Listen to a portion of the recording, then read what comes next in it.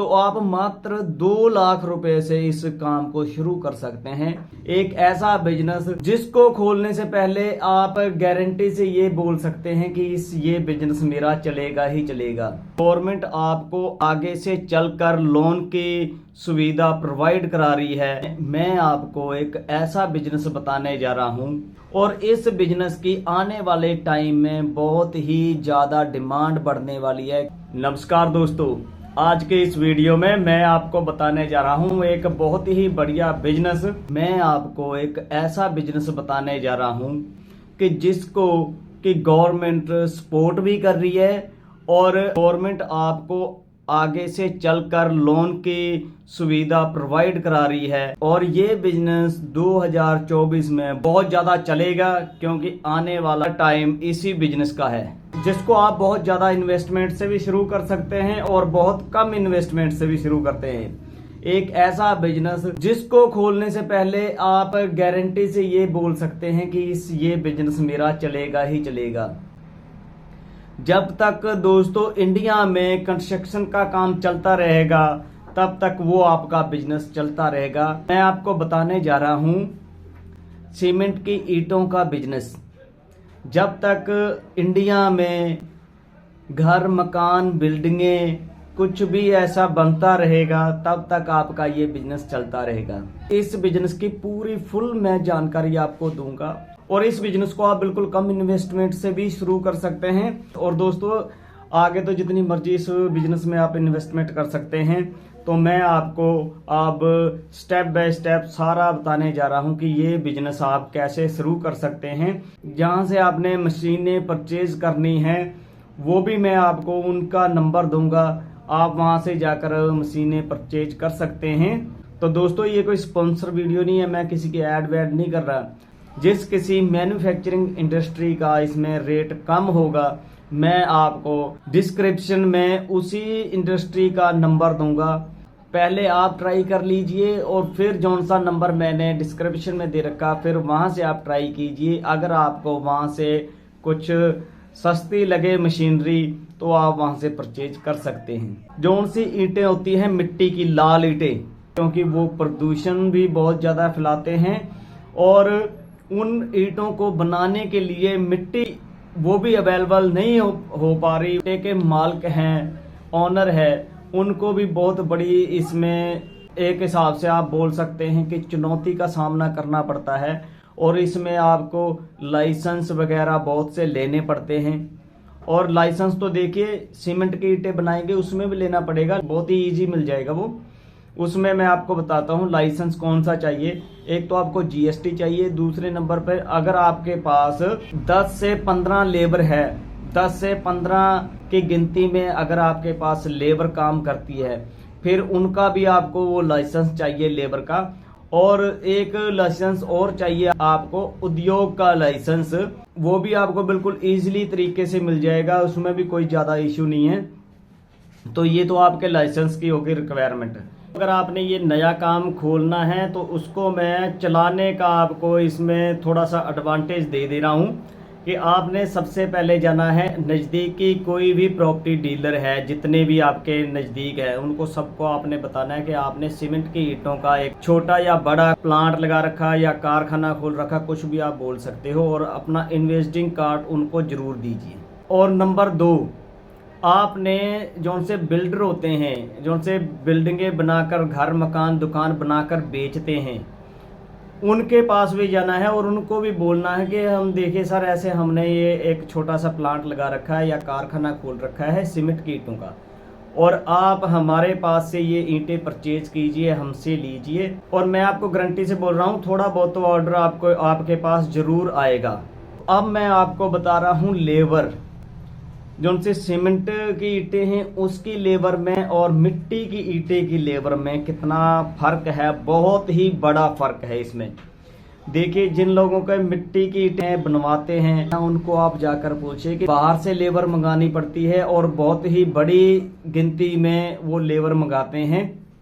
उनको वे 2-2 लाख 3-3 लाख रुपए पहले एडवांस देते हैं और वो भी फिर उन लेबर की मर्जी है, आए या ना आए वो लेबर की मर्जी है, उसमें उनका मालिक का बहुत बड़ा नुकसान होता है। इस लेबर मंगाने के चक्कर में। और सीमेंट की ईंटों के तो भाई साहब बात ही बहुत ही इजी है। आपके पास लोकल लेबर जोन सी है वो आ जाएगी और सुबह आएगी और शाम को काम कर कर वो अपने अपने घर चली जाएगी।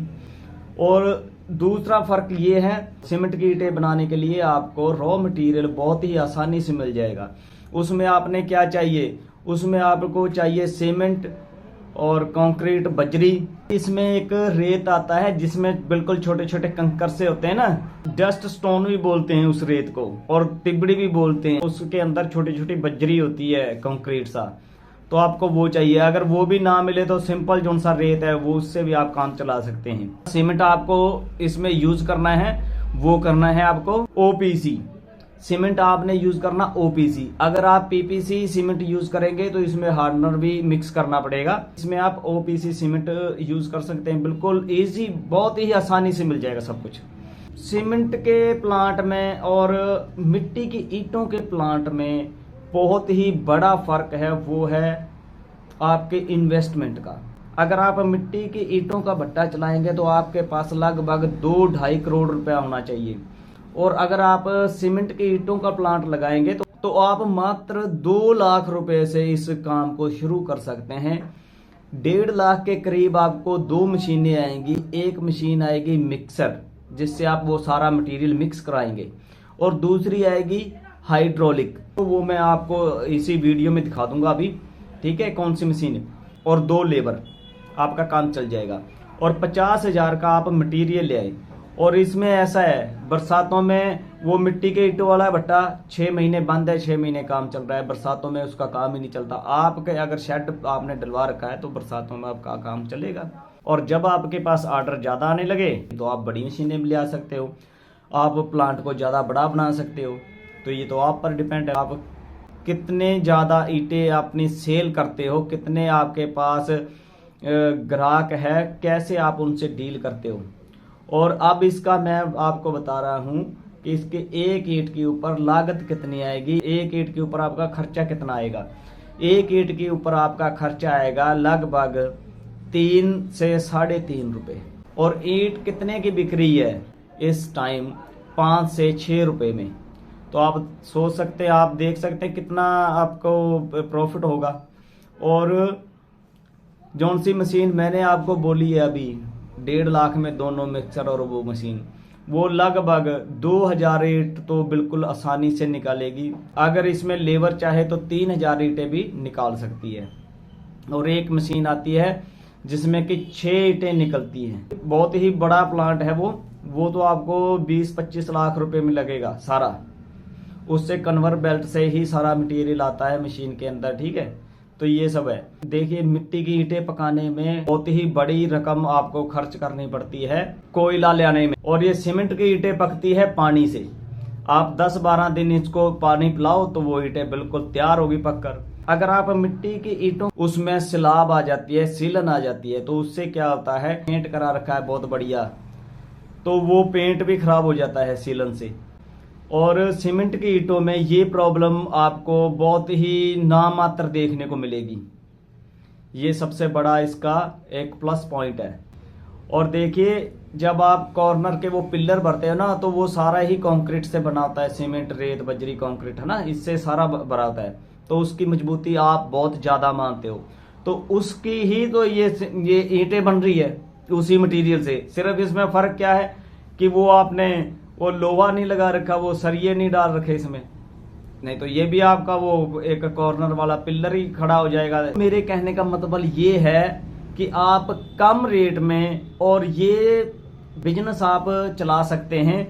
और इस बिजनेस की आने वाले टाइम में बहुत ही ज्यादा डिमांड बढ़ने वाली है। मिट्टी की ईंट जहां पर तैयार होती है, पकती है, उन भट्टों को से प्रदूषण होता है, दूसरे नंबर पर मिट्टी नहीं मिल रही अब।